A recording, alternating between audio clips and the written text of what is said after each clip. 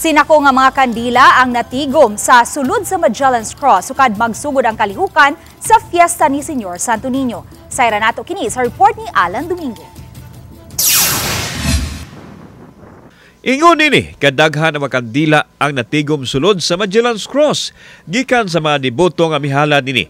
Nasayran nga sulod pa lang kini sa tulo ka adlaw kay ang uban nahipos naman sa mga taong itahasan sa basilika. Gikinahanglan pa nga isulod nila og sako aron mahipos ang mga kandila.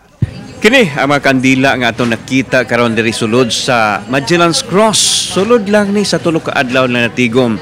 Then gianam-anam nila pagkuha gikan sa first day sa misa nobenaryo sa kapistahan sa Balang Bata. Kung tigumo ni mapuno na gyud ni ang kaning Magellan's Cross. Ingon ni ana kadaghan ang mga deboto nga nihalad silang pag-ampo pinaagi usab sa paghug og kandila diri sa Magellan's Cross. Ang mga kandila nga pinalito usab sa mga deboto gikan sa mga accredited candle vendor igo lang gihalad og wala dagkuti. Kasagaran ang muhalad og kandila sa Magellan's Cross kadto mga deboto nga wa makasulod sa basilika tungod usab sa gipatuman nga dress code. Ang importante nga makaduaw sila sa Batang Hesus ug makahalad og kandila nga nagsimbolo sa init sa ilang pagtuo. Mayor og lawas ihatag nato nya. Natay gamay nga grasya makakaon ta katulo sa kadlaw nya. Mayor taglawas okay ra kayo. Meron ka ng mga reglawas.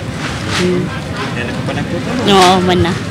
Samtang gihangop sa mga candle vendor nga nakahalin sila og dako-dako sanglit mao kini ang panahon nga mudagsa ang mga tao. Labaw sa tanan, mikita sila og nakapadayon sa ilahang paghimaya sa Senyor Santo Niño pinaagi sa pagpaninda og kandila. Sa pagtuo sa mga Katoliko, kung unsay mga kuanay pa. Kung unsay lang pangayoon, unta matuman man pud. Kaloy ang pas Ginoo. Kauban si Clover Lumayag, ako si Alan Domingo. Balitag, Bisdak.